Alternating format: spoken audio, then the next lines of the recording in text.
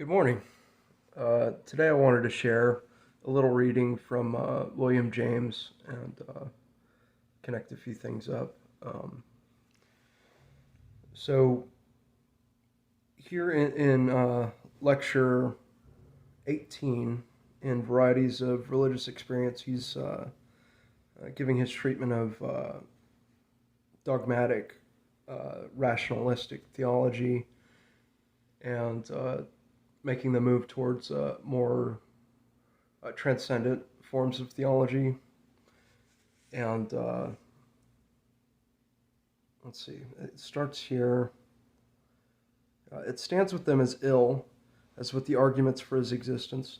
Not only do post-Kantian idealists reject them root and branch, but it is a plain historic fact that they never have converted anyone who is, he's speaking here of dogmatic theology, that they have never converted anyone who has found in the moral complexion of the world, as he experienced it, reasons for doubting that a good God can have framed it. To prove God's goodness by the scholastic argument that there is no non-being in his essence would sound to such a witness simply silly. No, the book of Job went over this whole matter once and for all, and definitively. Ratiocination is a relatively superficial and unreal path to the deity. Here he's quoting Job. I will lay mine hand upon my mouth. I have heard of thee by the hearing of the ear, but now mine eye seeth thee. So here, Plato's divided line comes in handy, the difference between opinion, belief, understanding, and knowledge. Understanding and knowledge being above the divided line. And in Job's case, it wasn't necessarily a positive knowledge. It was like a knowledge of his own ignorance, in a way. So, an intellect perplexed and baffled, yet a trustful sense of presence. Such is the situation of the man who is sincere with himself and with the facts, but who remains religious still. And it's my own opinion that what Elihu did was he was able to sort of outrun and break hold of sort of the gravity well of all this um, rules-based, logical, dogmatic way of approaching things. And he says, if there's 1 in 1,000 who can sort of restore inner coherence, and you get out of your bad place, you get the inner coherence, and then you can be restored to outer coherence as well, be at peace. That's my own reading of what Elihu said. Now, what about the other 999? What about all this dogmatism and stuff? Does it all just go into the scrap heap? Is it so much bathwater to be discarded? I don't think so. I think it dead ends at a certain point, and there has to be some bridge which restores integrity, and that's the function of the 1 in the 1,000. But the other 999, they're not nothing. They're not trash. So I'll continue. We must therefore, I think, bid a definitive goodbye to dogmatic theology. So James is of a much more practical opinion here. In all sincerity, our faith must do without that warrant. Modern idealism, I repeat, has said goodbye to this theology forever. Can modern idealism give faith a better warrant, or must she still rely on her poor self for witness? The basis of modern idealism is Kant's doctrine of the transcendental ego of apperception. By this formidable term, Kant merely meant the fact that the consciousness, I think them, must potentially or actually accompany all our objects. So here, it seems that there's a reference to something like Descartes' cogito, the thinker. Former skeptics had said as much but the I in question had remained for them identified with the personal individual. So the cogito is just in the head, and Kant is saying there's cogito beyond the confines of our own skull. Kant abstracted and depersonalized it and made it the most universal of all his categories, although for Kant himself the transcendental ego had no theological implications. Playing it safe, perhaps. It was reserved for his successors to convert Kant's notion of, I'm not going to attempt the German here, or abstract consciousness into an infinite concrete self-consciousness, which is the soul of the world, and in which our sundry personal self-consciousnesses have their being. It would lead me into technicalities to show you, even briefly, how this transformation was in point of fact effected. Suffice it to say that in the Hegelian school, which today so deeply influences both British and American thinking, two principles have borne the brunt of the operation. The first of these principles is that the old logic of identity never gives us more than a post-mortem dissection of disjecta membra, and that the fullness of life can be construed to our thought only by recognizing that every object which our thought may propose to itself involves the notion of some other object, which seems at first to negate the first one. So this is kind of dealing with the issue of, like the law of non-contradiction and stuff like that, and paradoxes and all that. The second principle is that to be conscious of a negation is already virtually to be beyond it. So if you're aware of a paradox or something, like it's something lesser than where you're at. The mere asking of a question or expression of a dissatisfaction proves that the answer or the satisfaction is already imminent. The finite, realized as such, is already the infinite in potentia. Here he uses the term in posse, but it's just in potential. I was a little confused by that, so I wanted to clarify. Applying these principles, we seem to get a propulsive force into our logic which the ordinary logic of a bare, stark self-identity in each thing never attains to. The objects of our thought now act within our thought, act as objects act when given in experience. They change and develop. They introduce something other than themselves along with them, and this other, at first only ideal or potential, presently proves itself also to be actual.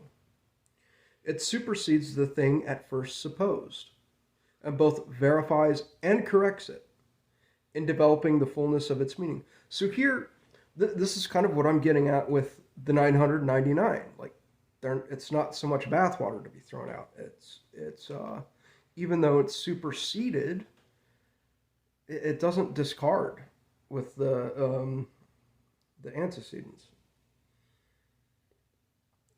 The program is excellent.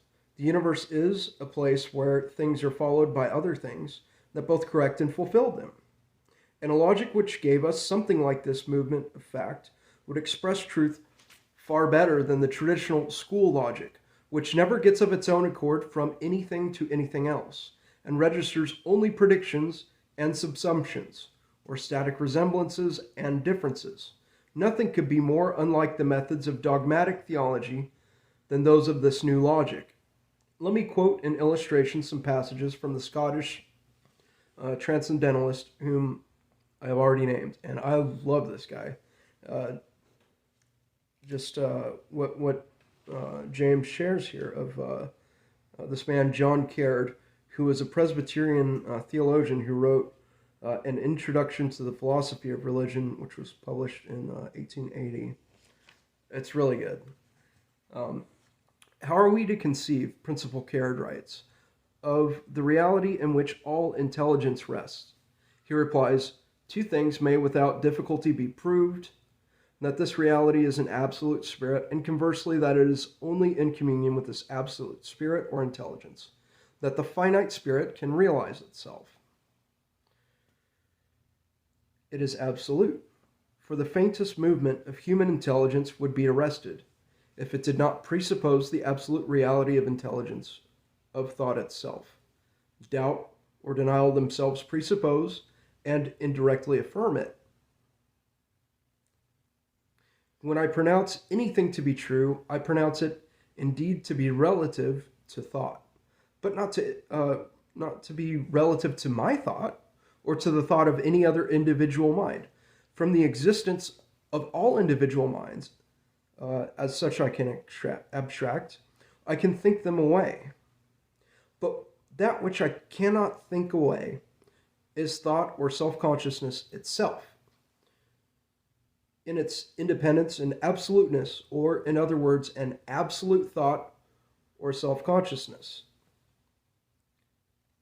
So it's kind of the prior of priors, the ground of intelligibility, perhaps. And it's this sort of the basis of idealism. Here you see Principal Caird makes the transition which Kant did not make. This is James speaking again. He converts the omnipresence of consciousness in general as a condition of truth, being anywhere possible, into an omnipresent universal consciousness, which he identifies with God in his concreteness.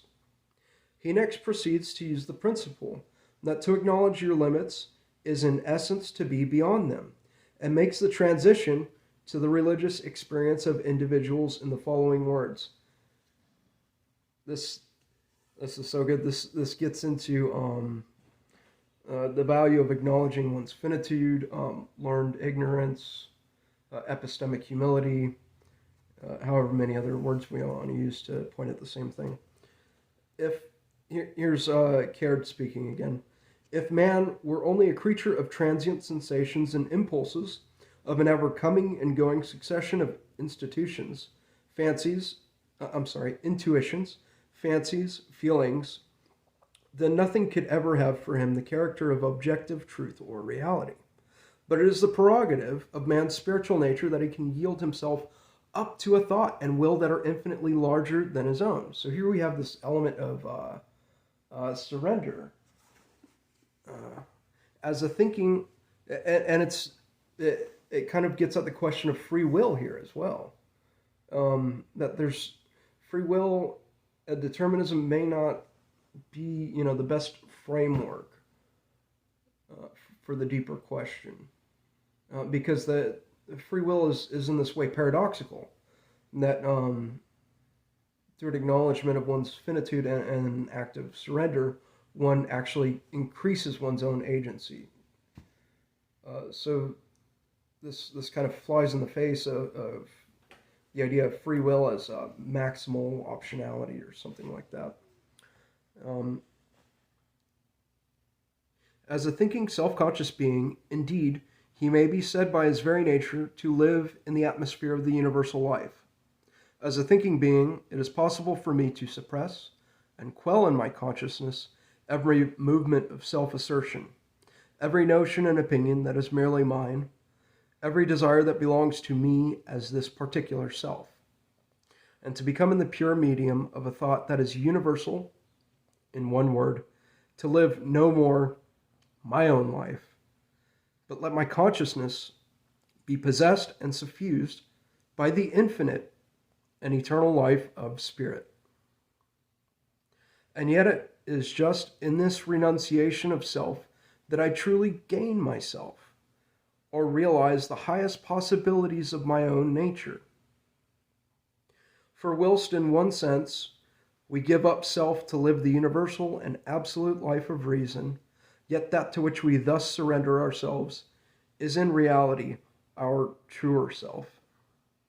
The life of absolute reason is not a life that is foreign to us.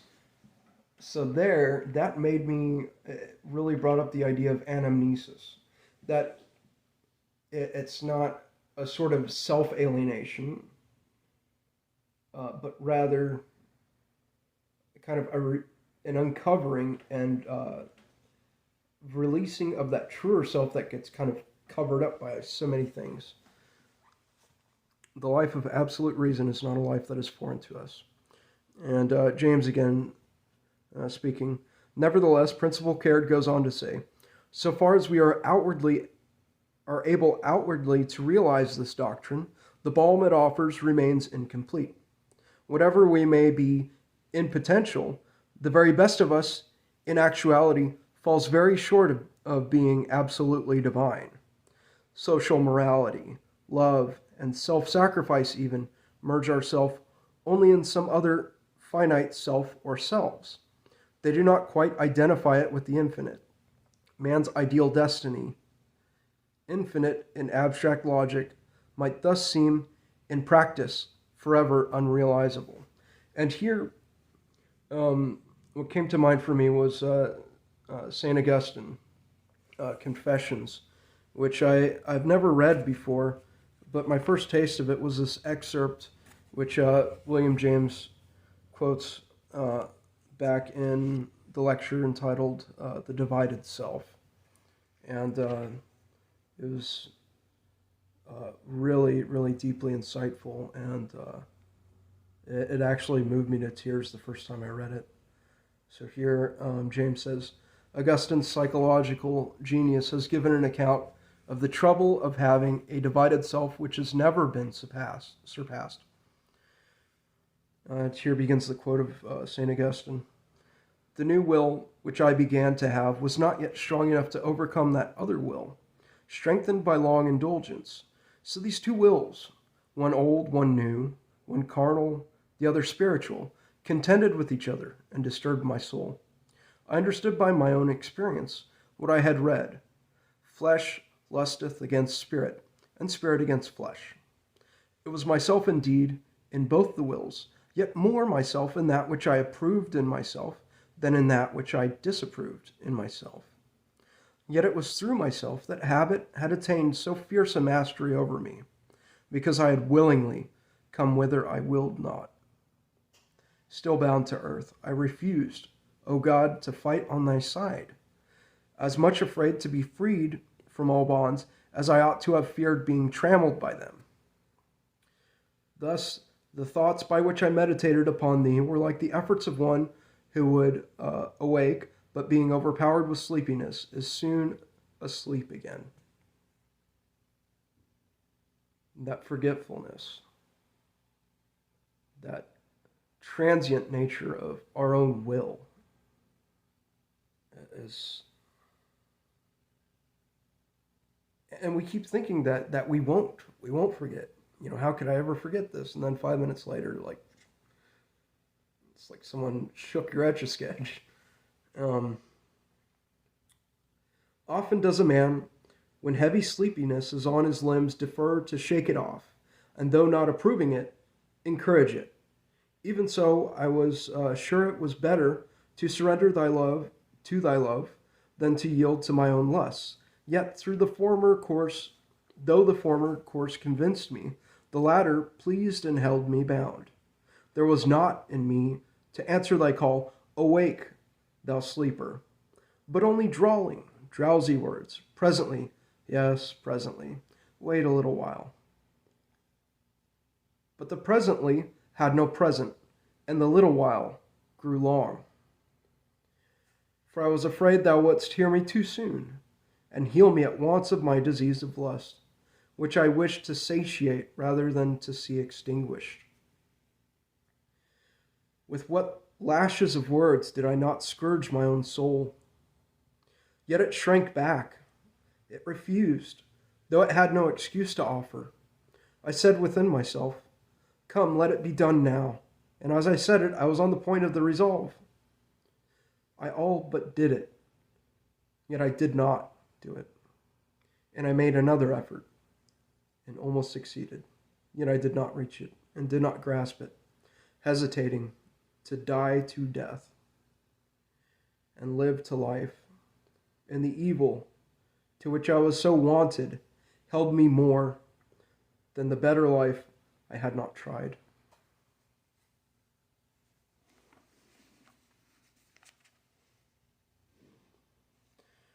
So here we see the transcendent, the potential in actuality falling far short of the ideal. And it's something I think we all wrestle with.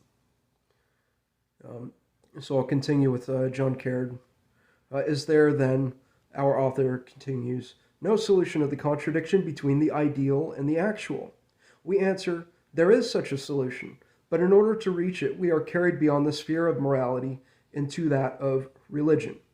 It may be said to be the essential characteristic of religion as contrasted with morality, that it changes aspiration into fruition, anticipation into realization. That instead of leaving man in the interminable pursuit of a vanishing ideal, it makes him the actual partaker of a divine or infinite life. Whether we view religion from the human side or the divine as the surrender of the soul to God, or as the life of God in the soul, in either aspect, it is of its very essence that the infinite has ceased to be a far-off vision and has become a present reality. The very first pulsation of the spiritual life, when we rightly apprehend its significance, is the indication that the division between the spirit and its object has vanished, that the ideal has become real, that the finite has reached its goal and become suffused with the presence and life of the infinite. Oneness of mind and will with the divine mind and will is not the future hope and aim of religion, but its very beginning and birth in the soul. To enter on the religious life is to terminate the struggle. And that act which constitutes the beginning of the religious life, call it faith or trust or self-surrender or by whatever name you will, there is involved the identification of the finite with a life which is eternally realized. It is true indeed that the religious life is progressive, but understood in the light of the foregoing idea, religious progress is not progress towards, but within the sphere of the infinite.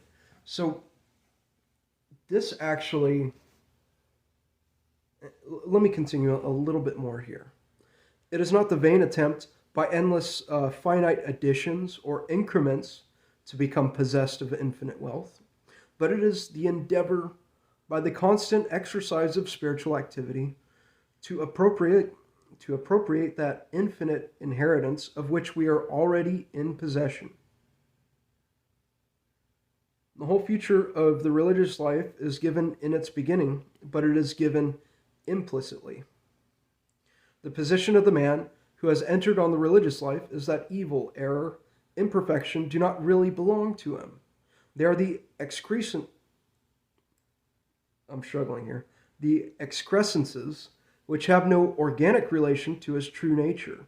They are already virtually, as they will be actually, suppressed and annulled. And in the very process of being annulled, they become the means of spiritual progress. So here, this actually has inspired me to resume my practice of meditation.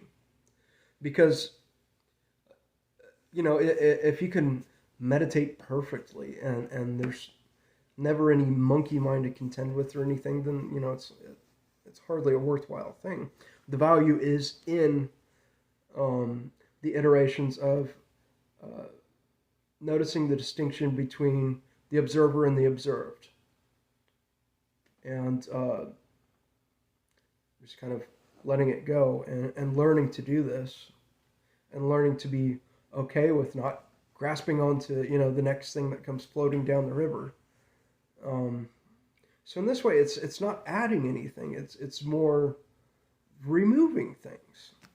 And in this way is related to the concept of anamnesis. It's a removing of obfuscation, polishing the mirror, perhaps, or cleaning the globe on a lamp. Though he is not exempt from temptation and conflict, yet in that inner sphere in which his true life lies, the struggle is over, the victory already achieved. It is not a finite, but an infinite life which the spirit lives. Every pulse beat of its existence is the expression and realization of the life of God. And now James resumes. You will readily admit that no description of the phenomena of religious consciousness could be better than these words of your lamented preacher and philosopher. They reproduce the very rapture of those cries of conversion which we have already been hearing. They utter what the mystic felt, but was unable to communicate, and the saint, in hearing them, recognizes his own experience. It is indeed gratifying to find the content of religion reported so unanimously. But when all is said and done, has Principle cared, and only use him as an example of that whole mode of thinking, transcended the sphere of feeling and of the direct experience of the individual, and laid the foundations of religion in impartial reason? Has he made religion universal by coercive reasoning, transformed it from a private faith into a public certainty? Has he rescued its affirmations from obscurity and mystery? I believe that he has done nothing of the kind, but that he has simply reaffirmed the individual's experience in a more generalized vocabulary.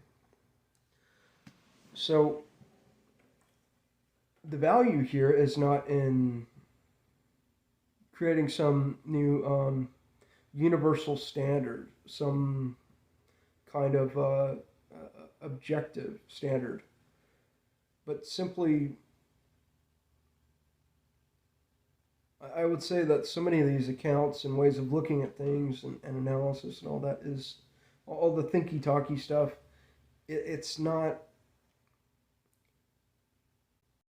to, create a bridge by which, we can walk across without making any leaps.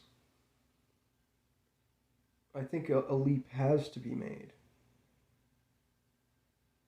But how often do we make these leaps? I don't think it's a one-time experience. I think we're called to make these leaps over and over again. And these accounts provide encouragement. They help us to recognize it, to understand that we are not alone in these experiences, that it's not something unprecedented. And it helps us recognize it when it happens and understand the value of it. And it is a balm to our faith. So, you must be born again. So, anyhow, that's what's been grabbing me recently out of my readings from William James. And I hope it helps connect some things up for others, and I hope you find it valuable. Thank you. One quick addendum here, and there was something I forgot. William James offers a really good summary and kind of proposes a science of religion. I do not see why a critical science of religions of this sort might not eventually command as general a public adhesion as is commanded by physical science. Even the personally non-religious might accept its conclusions on trust, much as blind persons now accept the facts of optics. It might appear as foolish to refuse them. Yet, as the science of optics has to be fed in the first instance and continually verified later by facts experienced by seeing persons, so the science of religions would depend for its original material on facts of personal experience, and would have to square itself with personal experience through all its critical reconstructions. It could never get away from concrete life or work in a conceptual vacuum. It would forever have to confess, as every science confesses, that the subtlety of nature flies beyond it, and that its formulas are but approximations. Philosophy lives in words, but truth and fact well up into our lives in ways that exceed verbal formulation. There is in the living act of perception always something that glimmers and twinkles and will not be caught, and for which reflection comes too late. No one knows this as well as the philosopher. He must fire his volley of new vocables out of his conceptual shotgun, for his profession condemns him to this industry, but he secretly knows the hollowness and irrelevancy. His formulas are like stereoscopic or kinetoscopic photographs seen outside the instrument. They lack the depth, the motion, the vitality. In the religious sphere, in particular, belief that formulas are true can never wholly take the place of personal experience. Got to have all the P's of knowing.